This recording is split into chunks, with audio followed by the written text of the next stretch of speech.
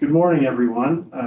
My name is Joel Hurdle. I'm Councillor for District 6 of the Municipality of County of Kings, and I welcome you today to our forum for African Diaspora, Anti-Black Racism, and Reparations Lens discussion forum. Today, it's going to be about an hour, and I should inform you this is being recorded. And I'd also like to acknowledge in the room we have Councillor Killam and our diversity specialist, Kanisha Gordon.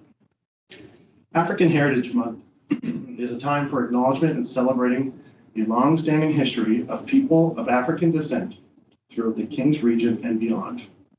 It is a time to reflect and recognize the centuries of social distress and discrimination that many people of African descent have experienced and continue to experience due to inequitable social, economic, and political opportunities. African Heritage Month also presents the municipality an opportunity to strengthen relationships with community, NGOs, businesses, service groups, build trust with the African Nova Scotia community, and others. The strengthened partnership will undoubtedly contribute to fast-tracking the vision, a community of communities where all people belong. December 7th, 2021, the municipality adopted a strategy for belonging. This strategy utilizes three lenses: reconciliation and Mi'kmaq treaty rights, African diaspora, anti-Black racism and reparations, and equity, inclusion, and diversity. The lenses will guide the municipality in taking intentional action to enhance the quality of life for all through the provision of municipal services in an inclusive, effective, collaborative manner.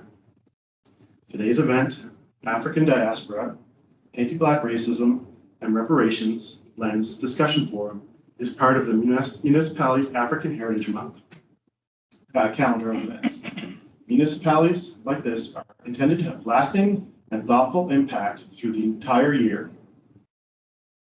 This event is also amplifying the voices of African Nova Scotians, an acknowledgement that inclusion, a dialogue inclusive of all voices is beneficial in all communities. Today you will hear uncomfortable truths about the experiences of people of African descent. It might be difficult, however, increasing the dialogue and opportunities for learning about and from the African diaspora, anti-Black racism, and reparations is best done through the eyes and voices of African Nova Scotians. Leading us into this discussion is Robert French, CEO of Valley African Nova Scotian Development Association, VANSTA. Robert French is an alumnus and currently a member of the Board of Governors of Acadia University. He has served as the Chief Executive Officer for Valley African Nova Scotia Development Association for 21 years, guiding its growth and inception into one of the province's most recognized community development organizations. Prior to his role in VANSTA, he worked for the Annapolis Valley Regional School Board, implementing school-to-work transition opportunities for students. He has participated and provided expertise on diversity education from public schools to the private sector for many years, and continues with the overcoming history, the impact of race on building current cultural and a welcoming workplace, transitioning to employment equity, and a path to implement equity programs. As an author, he's penned the first book in Canada designed to educate elementary school-age children on African history, adopted as course material by school boards and communities across the country. The African Canadian Achievement two-book series, Out of the Past into the Future and In Our Time, continues to be a valued resource across Canada. And this leads us into Mr. French. Good morning, all. First of all, I'd like to thank the Municipality of Kings for inviting me to take part in this presentation. It is an honor to continue the partnership between VANSTA and the municipality as one that is working for both organizations, and I think for the overall community at at large. We are going to have a challenging next little bit of time. It is hoped that this will create conversation. It is also hoped that if you have a question, please, please, please jump in and we can stop and talk. The whole idea of these kinds of forums, even given the limited time, is to engage, and I hope that we can do that in a successful fashion this morning. Upon saying that, recognizing that the clock is running on us, let's start right away. And I will also add that not hosting and using Teams, this is going to be a first for me. So should there be any technical issues, please just hang on, as they say on TV, and we will try to fix as we go. I don't know about you, but Zoom has been the presentation vehicle of choice previously. So I'm hoping that you can all see the cover page. What is anti-racism? Okay, I see a couple of thumbs up, so I'm guessing that we are good to actually begin. What is anti-racism? Anti-racism is a process of actively identifying and opposing racism. The goal of anti-racism is to challenge racism and actively change the policies, behaviors, and beliefs that perpetuate racist ideas and actions. Anti-racism is rooted in action. It is about taking steps to eliminate racism at the individual, institutional, and structural level. It's not a new concept, but the Black Lives Matter movement has helped increase the focus on the importance of anti-racism. So why is anti-racism important? The problem with systemic racism is that it is all around us. We are born into it. It is deeply embedded in our culture and our communities, including our schools, justice system, government, and healthcare. It is so pervasive that people often don't even notice how policies, institutions, and systems disproportionately favor some while disadvantaging others. People often mistakenly believe that simply being not racist is enough to eliminate racial discrimination. The problem with this perspective is that white people are often unaware of their own unconscious biases.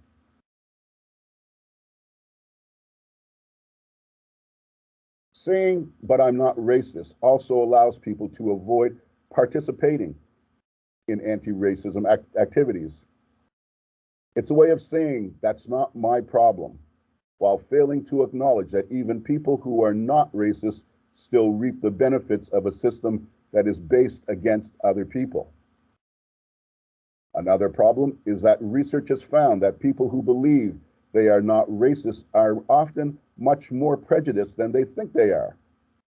Studies have found that people who describe themselves as believing strongly in racial equality tended to have significant implicit biases against Black or other persons of color. So I ask a question. Do you understand what racism is? People often think that racism solely in terms of individual actions. The word may conjure up images of people in white cloaks or neo-Nazis with shaved heads. While both represent racism, it is important to realize that racial discrimination is not always so overt. Believing that racism is always so direct blinds us from recognizing and examining our own biased beliefs, attitudes, and behaviors. For example, Merriam-Webster Dictionary defined racism as a belief that race is the primary detriment of human traits and capabilities, and that racial differences produce an inherent superiority of a particular race. In wake of the George Floyd protests, editors of the dictionary decided to update the definition in response to one 1 second here. Okay, excuse me about that. Somebody had tried to log in and it popped up on my screen. In response to one reader's request for to more clearly include the role that systemic racism plays. One definition that suggests a racist is one who is supporting a racist policy through their actions or inaction or expressing a racist idea. So what that basically means is that we have to rethink what we view as racism and racist activity.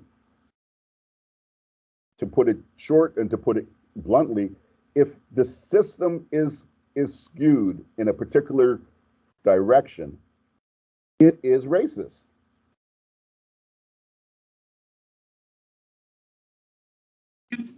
Any racism also involves working to understand how race and racism affect people. Research has shown that racism has wide-reaching negative impacts on individuals, families, communities, and entire societies. Racism has an impact in areas you may not have considered, which include healthcare, education, employment, and housing. The basic elements of living in any, those are the basic elements of living in any society. You see this and you wonder, did he lose his keys? Or is he blatantly stealing that bike in broad daylight?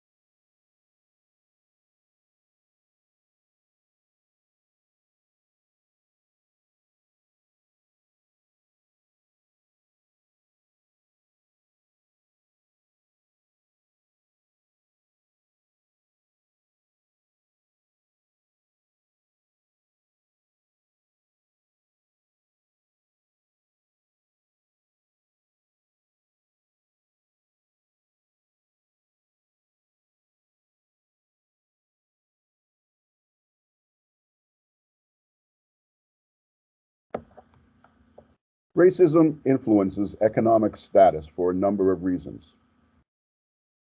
Racialized individuals are discriminated against in an educational and employment access. For example, white households are on average 13 times wealthier than black households. One 2016 report found that while 72% of white households owned their home, only 44% of black households did. Black bachelor degree holders earn significantly less than their white bachelor degree holders. In 2019, the median pay for white workers was 28% higher than it was for black workers. The employment inequality that impacts the communities is also real. Ethnic minorities are less likely to be offered jobs compared to their white counterparts. Black workers are twice as likely to be unemployed as white workers.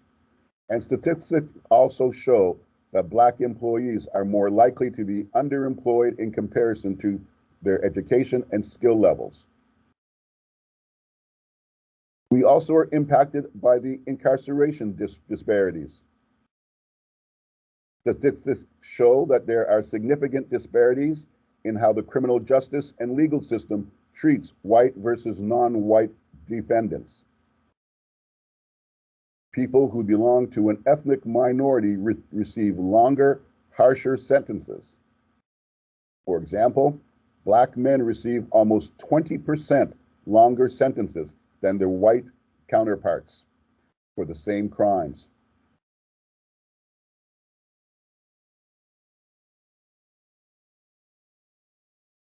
So, recognizing all of these limitations that are out there, how do we change? What is our process? The first is how to practice. Anti-racism requires the ability to examine your own biases and engage in critical thinking. The events that helped spark the Black Lives Matter movement have helped many see the critical need for anti-racism. To participate means take part in events that are designed to combat racial injustice. These steps can take you to help make a difference that include volunteering for and donating to organizations that fight in the injustice, participating in social movements, amplifying minority voices, voting on issues that affect your community, getting involved in politics, such as serving on committees or running for office. Work to make changes in any setting where you have the power to do so, and use your position and voice to effect change in your workplace, your school, your community, and your local government.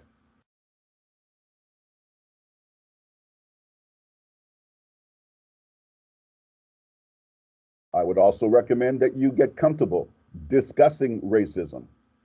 Talk to friends and family about the effects of racism and call out racism when you see it. Posting your support on social media can also be helpful, but real conversations with the people in your life can often be more influential and effective. In those discussions, I would hope that you can open up a conversation about race and racism with your family, which is an essential part of promoting anti-racist behavior. Staying away from conversations about race and skin color can lead to thinking that such topics are bad or taboo. It also leaves family members to draw their own conclusions based upon the often stereotype representations that they see in the media. Adding multicultural books and/or media to your lives can also be helpful.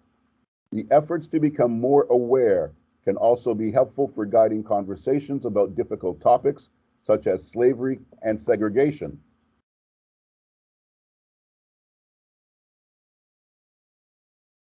In seeking diversity, one way to combat racist beliefs is to seek diversity in your own life. It's hard to gain a new perspective if all you do is spend time with people who look like you, think like you, and act like you. It's also hard to learn about other people if the media that you consume only reflects people who are similar to you. Studies have found that simply living in areas with greater diversity cause people to be less racist and more tolerant.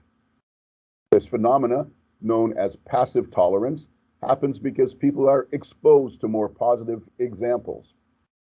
Rather than basing beliefs on racial stereotypes, people gain a more representative and realistic perspective through direct experience.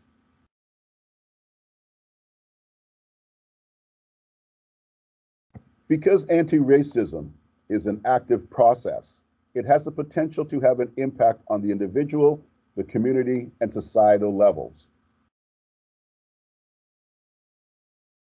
Some of the potential effects will include reducing obstacles to employment, improving educational experience and attainment, reducing racial disparities within the criminal justice system, improving interventions for youth who are at risk, increasing access to community resources, encouraging social and political participation, reducing bullying, hate crimes, and racially motivated violence, electing officials to office who are committed to anti-racism. And it is important to remember that anti-racism is not a one-time or an occasional action. It's a lifelong commitment to fighting for racial equality and justice.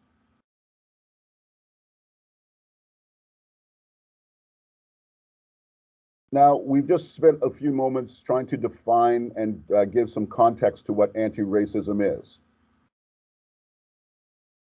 This next section is going to focus on, as you can see, microaggressions. These are how racist activity can be, what's the best term to say this, enacted without you even knowing. But the individuals that you are encountering are going to know and are having to deal with these situations.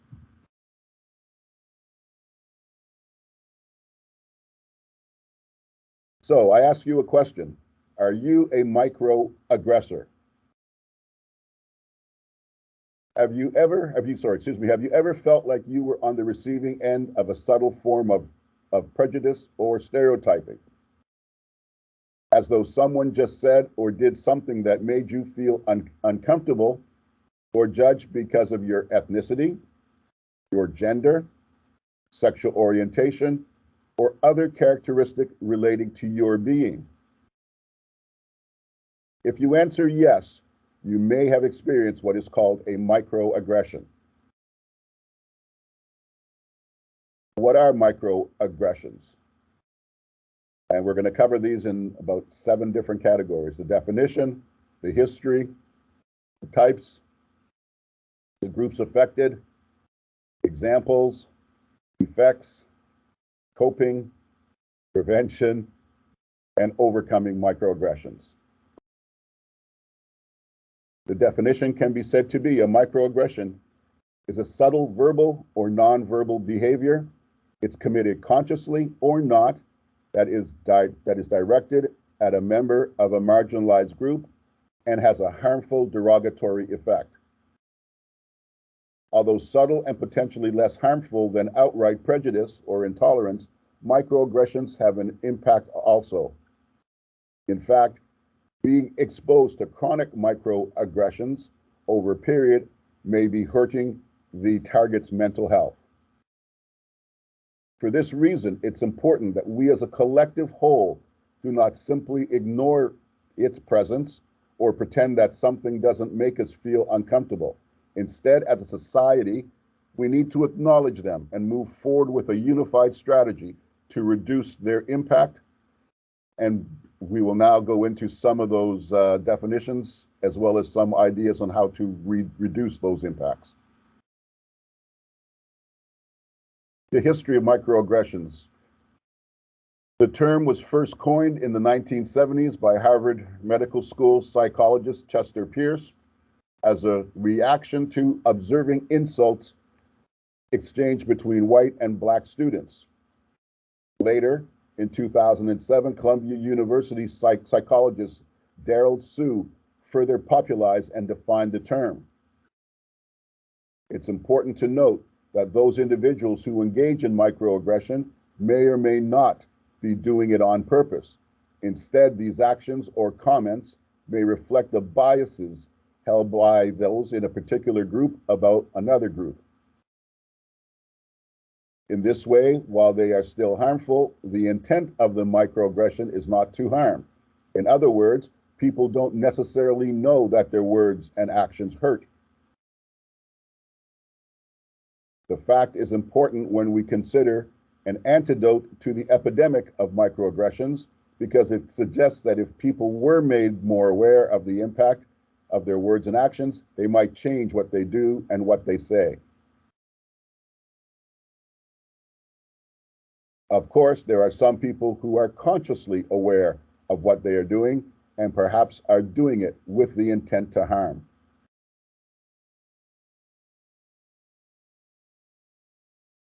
The types of microaggressions can be broken down into micro assaults, which are the most overt the most overt type of microaggression. Most often they are done intentionally, and the person doing them knows that they are harmful and also derogatory. An example would be using a slang term to refer to someone of a particular race with the knowledge that this term has a derogatory meaning. Micro insults are made and are more subtle than microaggressions. These are usually comments with an underlying meaning or a backhanded compliment. For example, a micro insult might involve saying that someone only got their job because of affirmative action or tokenism. Then we have micro invalidations, which involve telling a marginalized group that their experience of prejudice doesn't matter or that they are being overreactive or too sensitive about the things that are being said. In other words, a micro invalidation might follow a micro assault or micro insult. Then we have the environmental microaggressions, and they involve something in a person's environment that sends a message of invalidation of a marginalized group. For example, a child who watches a television show and only sees actors of a different race might feel excluded or not represented because of the media portrayal. I just want to add on that one with that example also. I think since the Black Lives Matter movement became a global presence, I think we've all recognized that our TV, for example, has fundamentally changed in the wide diversity of actors and representations of what the modern family looks like today. I would say that is something as a direct impact of what the Black Lives Matter movement brought to all of our minds. Beyond the different types of microaggressions, we can also consider the different types of groups that are affected in society.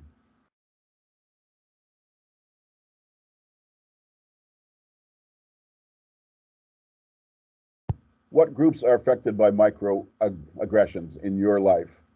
Well, we can say any marginalized group has the potential to be the target of microaggression. Historically, this has included ethnic minorities, women, people with disabilities, and the LGBTQ plus communities. Although any marginalized group has the potential to be affected, including persons with mental illness, Examples. Some of the examples that we would talk about are those that are everyday situations that take on a derogatory tone due to the verbal or nonverbal actions of an individual. Below are some specific examples, which we're going to cover right now, for you to look at.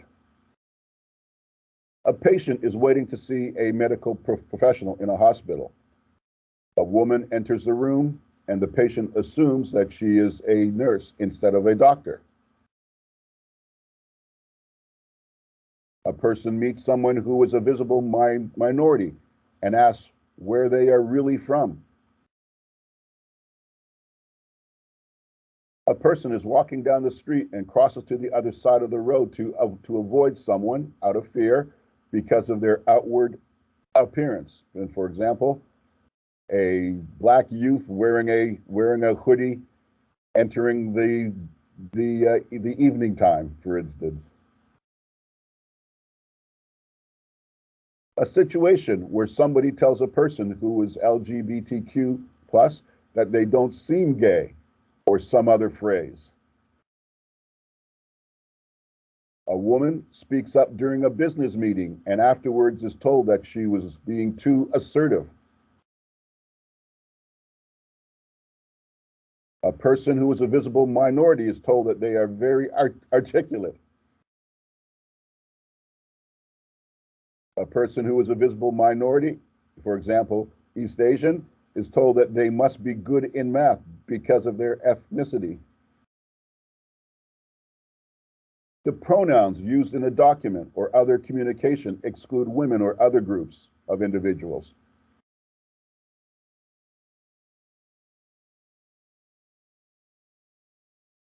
Those situations have a lasting effect and impact on the individuals. While it might seem that they are small slights and the insults would not have a large effect, in fact, research has shown that the cumulative effect of microaggressions over time has a significant effect on the mental health of those targets. In addition, it has been shown that there is a correlation between the number of microaggressions and the level of mental health issues or the depression experienced. Microaggressions have also been associated with other psychological impairments, including low self-worth and PTSD. The primary way that targets experience and the impacts on mental health is through frustration and not knowing how to respond. What do you say if you're not sure the person is aware of the impact of what they have said? What if it is a family member or a person in authority? What if no one else is speaking up and it seems like others will belittle your experience or say that you are overreacting? All of these issues compound the microaggressions and create a haze of self-doubt and leads to lower mental health. In this way, it's not just about your feelings being hurt. It's about the chronic stress that elicits anger and anxiety and has devastating long-term effects. It's those little digs at you that you hear repeatedly that can eventually erode your mental health. Coping skills are necessary when, as any minority or any targeted group, in how we, I guess, deal with the knowledge that these situations are lasting, real, and are obviously continuing. If you've been the target of a micro insult or micro assault or any other type of microaggression, you might feel confused about how to respond. Don't worry, you are not alone. However, it is important to take some sort of action to protect your own mental health. As I've already noted, feeling frustrated and unable to respond will lead to chronic stress and deplete your mental health, and I would also add self-worth. It's also important to bring microaggressions to light because otherwise the transgressor may not know how they've made you feel. While it might feel natural to be annoyed or angry, the better approach would be to calmly state how the situation made you feel so that the other person is aware. And while overt microaggressions might be difficult to deal with, if, for example, the person intentionally tried to make you feel bad, the ones that are unintentional might be easier to remedy. If someone isn't aware of how their words or behavior are affecting you, calmly letting them know it is the first step towards educating them on how their actions affect other people. This is how we as a society will see gradual change in the world. The prevention of microaggressions is a cornerstone to any anti-racist activity. We prevent microaggressions as individuals, as a society, and as members of the global communities. And aside from calmly stating how microaggressions hurt you as a target, there's also a need to talk about how to avoid engaging microaggressions yourself. The truth is that most of us want to believe that we are good people, and mostly we are good people. And so the concept that what we are saying or doing is offensive or doesn't treat others fairly creates a threat to our own sense of self. In this way, the only way to stop microaggressions is for everyone to confront their own inherent biases. And you'll see I've mentioned that biases a number of times now, because that is and has to be the starting point for any conversation. To do this, you will need to expose yourself to a wider variety of situations and people, and perhaps things that make you uncomfortable. That means being open to becoming friends, and again, I'm not using friends in the sense of, you've got to be best buddies or BFFs or whatever the current language is. What we're talking about is knowing that you can go and speak to somebody of a different cultural background without fear and without expectation of being judged. But you can only do that if you, and it sounds basically redundant, but by actually doing it. You don't need to change your morals or values, but you need to be open to learning about other people as individuals without immediately perceiving them of being part of a particular group. And remember, they may have biases also.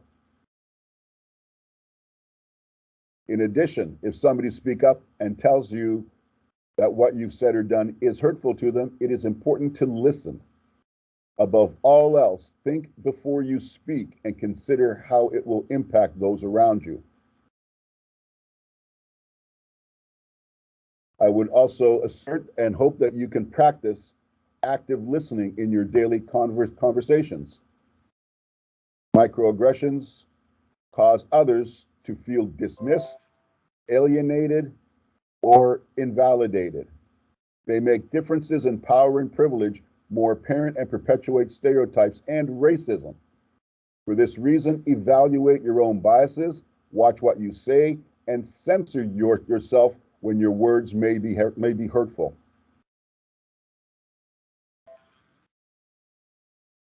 When determining whether to address microaggressions head on, a professor of psychology, Kevin Nadal, created a list of 5 questions to consider in his book, Guide to Responding to Microaggressions. If I respond, could my physical safety be in danger? If I respond, will the person become defensive, and will this lead to an argument? If I respond, how will this affect my relationship with this person, coworker, family member, or anyone else? If I don't respond, will I regret not saying something? If I don't respond, does that convey that I accept the behavior or statement? Lack of action can be seen as basically what it is, support. There are some underlying causes of microaggressions that impact the society of which we are part of. There is no simple answer, as many of the types of prejudices in question are partially a result of the centuries of systemic racism and stereotypes that persist to this day. Even as we have moved toward a more equitable, I wouldn't say equal, society, issues like the following can linger in our collective consciousness. Stereotypical depictions of minorities in popular literature, film, and television, whitewashing or glossing over certain parts of our history, being socialized by people of an older generation who may carry their views from a more intolerant time, the ease of scapegoating,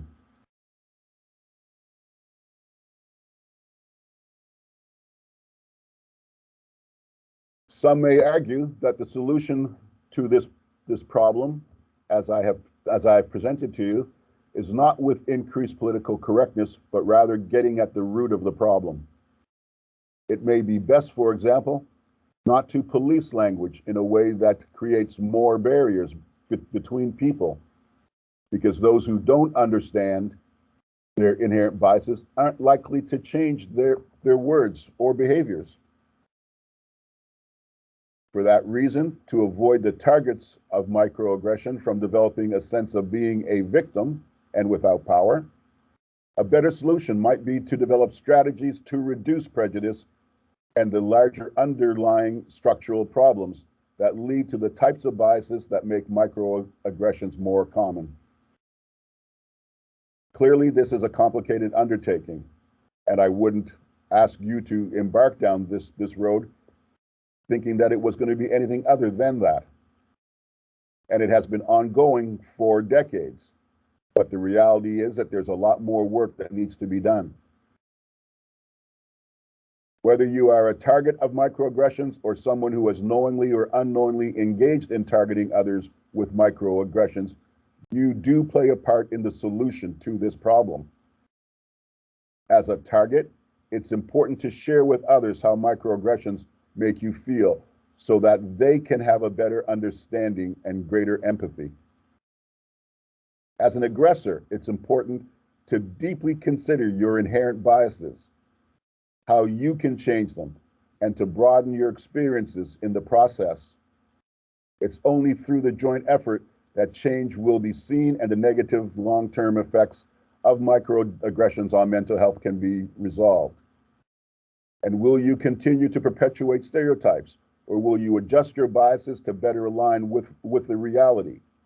Will you allow people to make you feel frustrated or angry through their words and actions without taking any action yourself? Whether you are a target or an aggressor, there are steps that can be taken to remediate this problem in society. It's only when the problem is recognized, addressed, and steps taken to fix it that we will see any real change or movement. When it comes to microaggressions, do your part, both as a potential victim and an aggressor, and make sure that you are not making a contribution to the worsened mental health of yourself and those around you. The last section of this presentation to you this morning is on this topic of reparations. I can guarantee instantly the moment that this slide popped up, you have an idea of what reparations is. And I would hope to take the last little section of this morning to have a discussion around what that is.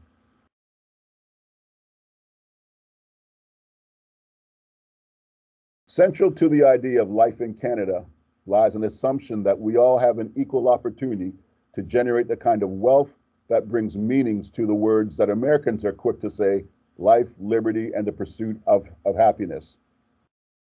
It is based upon the idea that with hard work, a person can own a home, start a business, grow a nest egg for generations to draw upon. We know this is not to be true.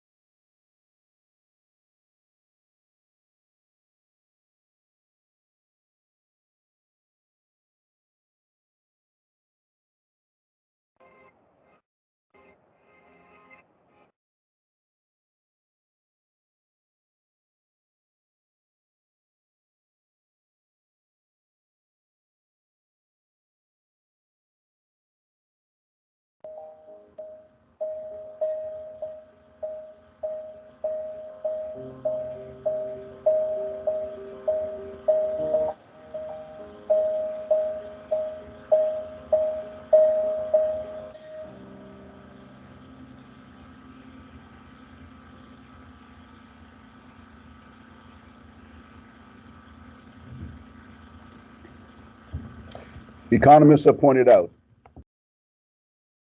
blacks cannot close the racial wealth gap by changing their individual behavior, assuming more personal responsibility,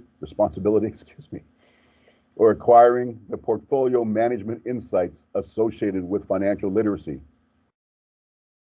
Truth in fact is that white high school dropouts have more wealth than black college graduates. Moreover, the racial wealth gap did not result from a lack of labor. Rather, it has come from a lack of financial capital. Not only do racial wealth disparities reveal the fallacies, the financial and social consequences are significant and wide-ranging.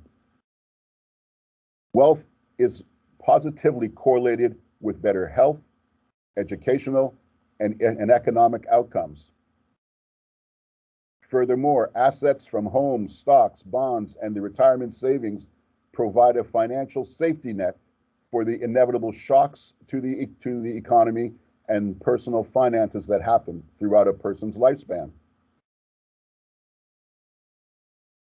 Disparities in access to health care, along with the inequities in economic policies, combine to make black people more vulnerable to negative consequences than white individuals.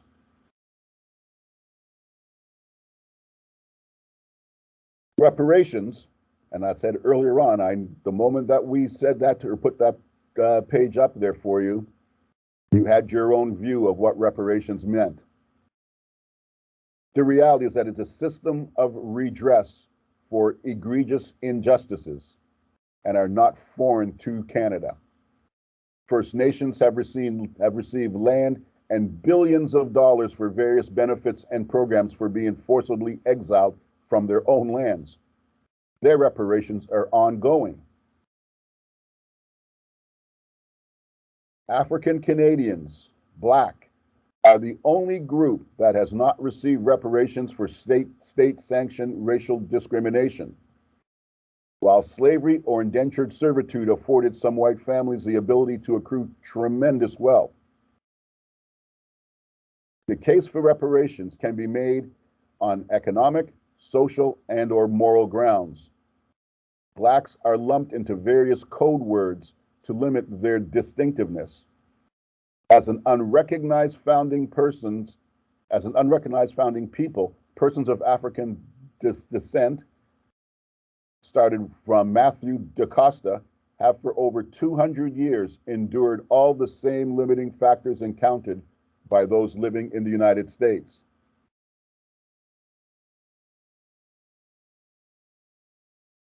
African Nova Scotians are a distinct people and the largest racially visible group, 2.3% of the population in our province, with a deep history dating back over 300 years. There are over 52 historical Black A&S communities in Nova Scotia, each with their own historical context and challenges. We know that adequate housing is essential to the reduction of poverty and social exclusion. Yet in Nova Scotia, African Canadians or Nova Scotians continue to face systemic barriers to something as simple as a safe and affordable housing that meets their needs. In 2017, a 3-member United Nations expert panel recommended the Government of Canada issue an apology and consider providing reparations to African Canadians for enslavement and historical injustices. The panel spent the previous year discussing Canada's history of racism. They filed their findings in a UN report on human rights to the Human Rights Council on People of African Descent in Canada. The report discussed African Canadians and issues such as criminal justice, the criminal justice system, health, education, and housing. When asked the federal government when they would act upon the panel's recommendation, there has never been an answer. The question has been evaded by all. And I will add that there were over 100 recommendations on Canada alone during that human rights, or the UN human rights group that passed through the country.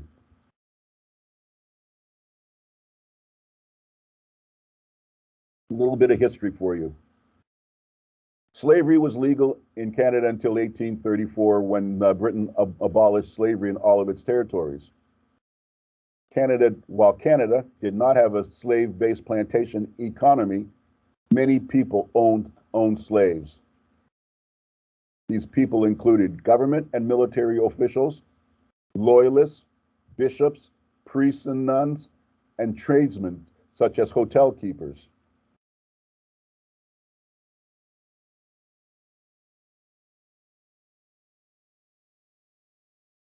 Some African Canadians descended from people who escaped slavery in the United States by coming to Canada. Many are or are descended from immigrants to Canada from the Caribbean, Africa, and elsewhere. And most of these Canadian residents arrived after 1962, when Canada removed its most racist restrictions on immigration. The reality, though, is that even if they are not descended from people enslaved in Canada, most African Canadians have suffered, and many still do suffer, from the historical injustices. And this was a finding of the panel in 2017.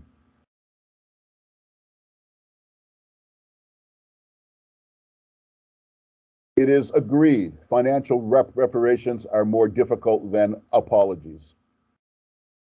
Many people think that financial reparation means giving every individual of a certain group a certain amount of money.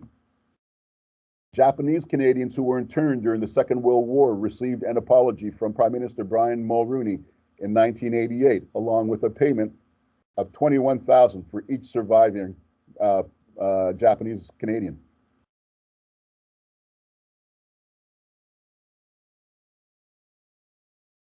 But racial discrimination was not formally or uniformly prohibited in Canada until the Canadian Bill of Rights was proclaimed in 1960 and followed up with the Charter of Rights and Freedom in 1982, which is part of the Canadian Constitution. Reparations for discrimination before and after 1960 need not take the form of a financial payment to every individual of African Canadian or diaspora descent, but reparations for specific groups of victims of past and present harms is a viable option.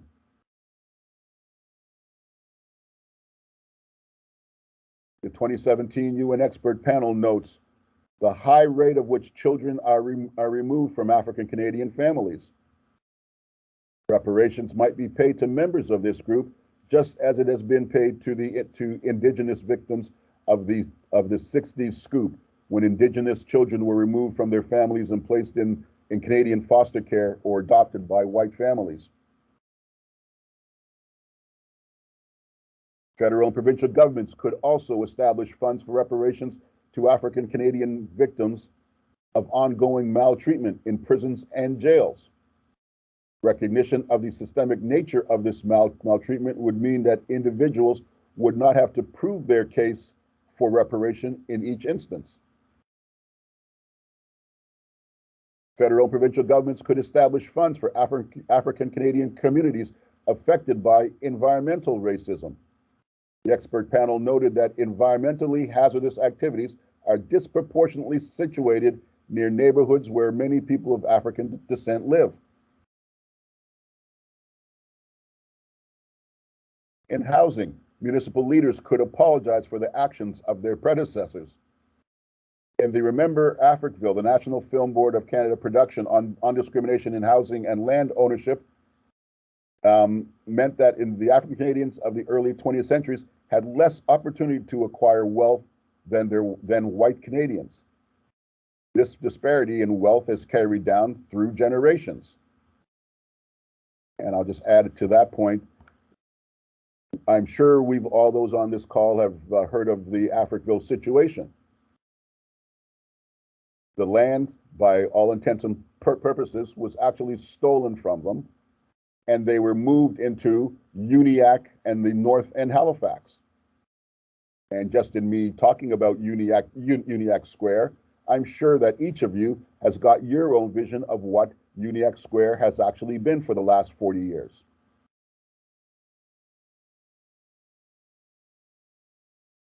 If municipal government at the time of the Halifax movement and basically followed the institutionalized racism that was prevalent, having its mayor apologize for years later was okay. So other organizations, such as private groups, even banks, mortgage companies, or real estate agencies that were involved in upholding racist protective covenants during the first half of the last century, could also begin moving forward with their own recognitions and changes. I just read something in the New York Times a few days ago about a husband and wife Black homeowner that listed their house, got a value of it by the local home appraiser, and it was so low that the couple got a white friend of theirs to pretend to be the homeowner and brought another person in to appraise the same property, and that appraisal listed that exact same household and property at 2 times what the Black couple was told that it was actually worth. We might consider that reparations could also be used, for example, by donating scholarship funds for local African Canadian students. All levels of government, as well as public and private institutions, should examine their consciences and from their past. Faith communities, school boards, universities, health services, private businesses may all be implicated in the systemic racism against African Canadians. We've got a few moments left, so I'd like to stop here and thank you for allowing me the opportunity to discuss and assist in these important conversations right here in our, I won't say communities, I'd say our backyard. These conversations must happen for us to move ourselves forward. Thank you.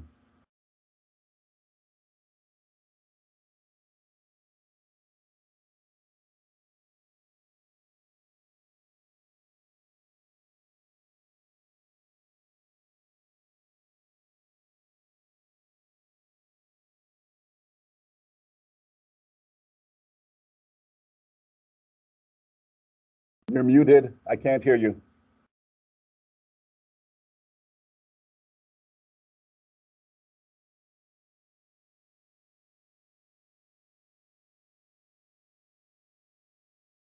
I still can't hear you. Oh, Gotcha now. okay, great. I was just saying thank you for the presentation. From my perspective, as an elected official, there's a lot to take from this, and every time I'm exposed to a presentation from you, I come back with a list of notes. It's a mile long, and it just, I sometimes land with more questions than answers, but it's good to have questions. I should note that people who are also in attendance that I previously didn't acknowledge, Mayor Matart from the municipality of County of Kings, Deputy Mayor Lutz as well from this municipality, and then councillors from Berwick, Wolfville, and we have from the County of Kings the chair from the Diversity Committee, Councillor Lexi Meisner, and then as going on, we have the village chair from Kingston, from Greenwood, we have in attendance someone from the Community Health Board, Mr. James Rumble from iSands, the Berwick Girl Guiders, directors of our municipality, and numerous other officials from our county and in other municipalities. I'll open this up to questions from those in attendance, if we have time. And so I'll wait for some of those to come through. While I wait, I'll speak on some of the things that I've learned from this presentation. And again, going back as municipal officials, we need to remember that racism holds its roots currently still, and there was many laws that were enacted even in counties adjacent to us that still discriminate against Black Canadians, Black Nova Scotians. If there was a law that would ban Black Canadians from entering in the town limits after dark. So we need to consider that our connection to this is very close, and we need to remind ourselves continually that there's always opportunity to change. I believe there was a question that came through. Was it Kenisha? Can you hear me, Robert? Yes, I can. This is Dick Gillum speaking to you, and thank you for that presentation. It always opens the eyes and the ears to the issues that you bring forward. And I guess the question I would have is to how important the municipality is in promoting these issues, and maybe offering help in moving forward to make the municipality a community of communities and that sort of thing. I guess the question is, what can the municipality do and how important it is? But on the other side of it, I just wanted to make a comment.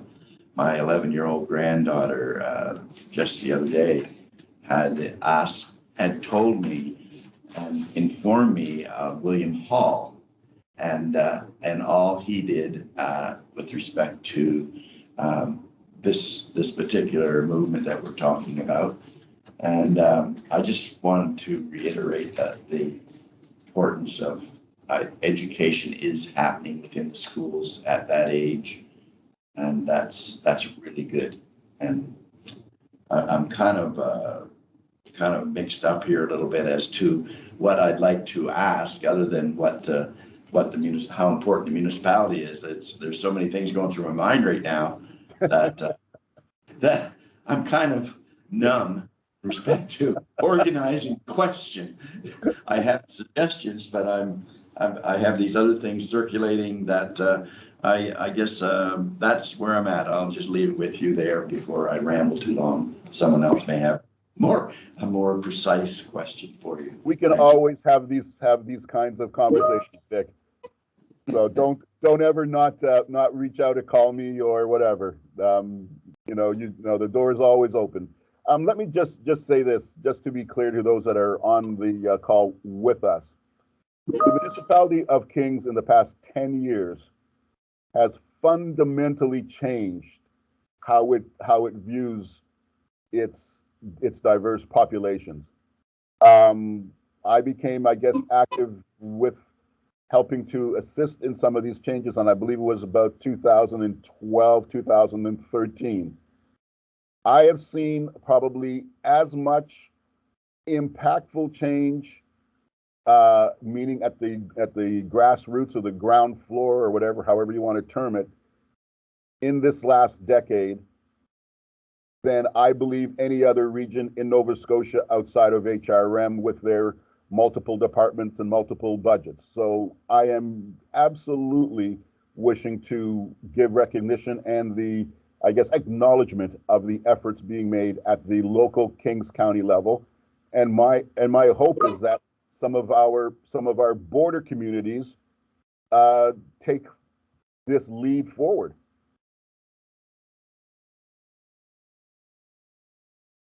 Yes. And so I invite you, if you have questions, to enter them into the chat. I see we have already have a few questions that have come through. I don't have access. Yes, we have a question from Proudfoot. The question is, what are some of the strategies that you suggest to help us create the conversation with people about exploring our own biases? It is uncomfortable for many and an assumption that we are bad. learning is good, and we need to encourage all that learning more about our biases and or microaggressions is the first step. Any suggestions? How do we treat youth within our school systems? They start in kindergarten or primary, wherever the province is that you're at. You go to grade 12. For those that wish to move on, you graduate to post-secondary. I would suggest that the same step-by-step process is what we need to be doing.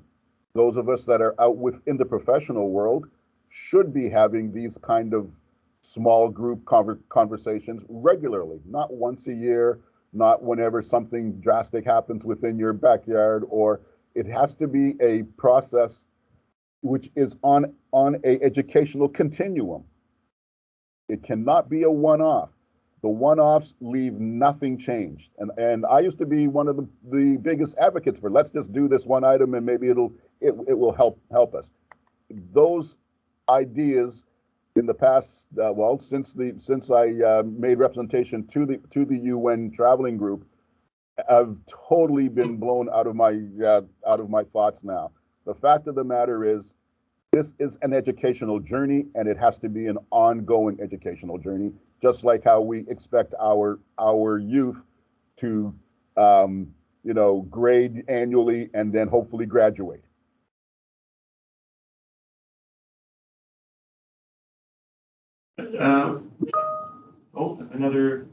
I see no more questions coming through. I had a couple questions if there is still time.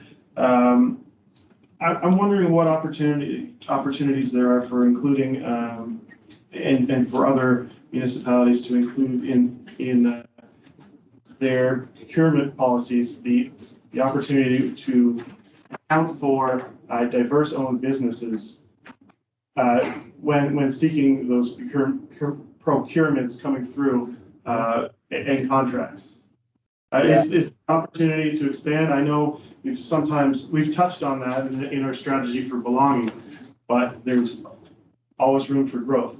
Yep, and it's funny that you'd asked that question, because it is one of those areas of trying to develop the economic impact for the small to medium size, which is usually much smaller than our typical definition, black business. Just getting access to being listed on some of those government procurement, be they town, be they county, be they province, has been overall a very difficult process for many small black businesses to actually do, which then means that you are always left on the outside because of the regulations and rules. And again, this is not to say that there shouldn't be regulations and rules, but there has to be a commitment to making the change and recognizing if it means bending the rules to safely, access a diverse supplier, I would personally, that's not even a question. If you are truly engaged in the work to become a much more diverse community or organization, then you have to recognize maybe the rules that you put into place have been the largest limiting factor, and you may have to revisit those same rules in order to increase your accessibility to a much more broader based, diverse a supply network. Thank you. And I'm sure those from visiting municipalities on this call will be able to take that and hopefully include that in some of their procurement. Another question, and it may be quite on the nose for Vansta. People, what are your thoughts when it comes to people who are not those have lived experiences of diverse lived experiences? What are your thoughts of people in those lack of lived experiences, we'll say, entering the field of equity, diversity, inclusion training, so EDI training. I've seen that happening recently. What do you think about that specifically as someone who has that lived experience? As a black male who spent the greater part of my life growing up within the town of Kentville to Wolfville bubble, I would say that non-diverse persons that are dealing in this without having a first voice, let me be careful here. Don't want to get myself in trouble because the mayor's going to call me on it. I think that it is a troubling aspect of what society is, that having a person of the broader based population being able to speak from a point of knowledge versus a point of just I just read your comment, Peter. Go for it. All right, I am. So this is all on the mayor. As a black male, I find it personally a affront to find that someone is going to try to speak for me on the views of EDI. There are numerous experts and first voice opportunities within the First Nations and black populations across this province that will give you as a employer or as a government more real world, more passionate knowledge than what a person who has not lived this experience of what we would call citizenship. It is a bother to me at times when I see these things pop up, from calls from the Conference Board of Canada to ask me about things or who this organization is or whatever, to when we assume because somebody is a graduate of some program at a post-secondary school of which they were provided the privilege of going to, that they would be an expert in a field that needs to have a first voice aspect to it.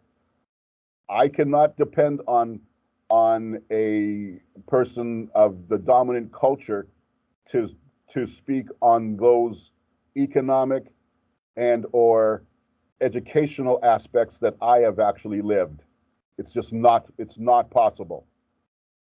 And I'm not sure whether in the same vein, whether that individual or individuals, if it's a company, can also truly understand the inherent hurt that many persons of color carry with them every single day.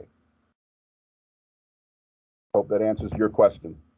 And if I get any kind of pushback, Mayor, it's on you.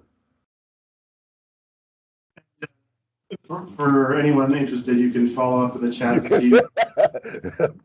Peter's email is. I'll close this with an acknowledgement for myself. I've been in attendance with the council at Mr. French's training, but I am not perfect, and so I'm always learning.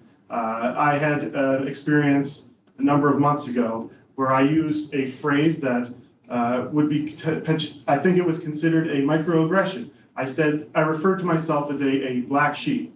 And at that point in time, I was unintentionally saying something about myself, but I then was corrected and approached by somebody else saying that may not have the same meaning as you once thought it did. And so I learned from that. And so my question there is, I believe you've touched on it in your presentation, but as somebody receiving that correction in how they conduct themselves, microaggressions, what they say, use of language. As a receiver, what can you do to best receive that information? And of course, this is me asking you to tell me how to act, but maybe you have some expertise on that specific. The simple fact that you were corrected, and it has given you thought, that is the movement forward that we all seek. You now have been put into a situation, and I congratulate whoever it was that brought that to you or mentioned it to you, because that shows comfort in them with you able to actually speak towards it. But that's what we're talking about when we say, and I didn't. Actually, it was one of the slides that I took out. But there's this thing that I always ask people to follow. It's called head, heart, hands. What that means is, in your journey towards being truly anti-racist, your head is going to absorb what you are hearing. Your heart is what the hearing and the how to say this properly, emotions that have been raised. Your hands are what you are willing to do to get your hands dirty in making the change. Okay? Somebody heard your comment, and in their head, it impacted them in their heart. They used their hands in a metaphoric fashion by speaking to you about, you might want to rethink that kind of language. That's all that it takes. You make a change, your partner makes a change, you make a change in the office. That is the growth cycle. There is no magic wand, as I've said during some of my day-long presentations, to solving this issue, which is hundreds of years old. But we can do it one person, one town, one county at a time. But it takes the commitment to that head, hearts, hands cycle. Thank you. I see no further questions, so I'd like to thank you, Mr. French, for bringing this to us and allowing this forum to take place. I'd also like to thank Ms. Kenesha Gordon for organizing this. She's done an extensive amount of work on this, and so thank you very much. Kenesha's in the room, and so I'm looking at her. If you've attended this meeting and you've only showed up halfway through, there will be opportunities to view this on our municipality social media pages, Facebook, I believe, YouTube, I think Twitter maybe. And of course, I would encourage anyone to check out the municipality's strategy for belonging towards equity and diversity. That is posted to our municipal website, and you can find that at countyofkings.ca. And if you found this training useful, I would encourage you to reach out to Mr. French. You can go to vansta.ca. I'm sure he would be very willing to engage with anybody who's attended and bring more of this to our community. With that being said, thank you, everybody. And we've gone over half an hour, but I think that the time was well spent. Yes. Have a good rest of your morning. Thank you. Bye-bye now, everybody.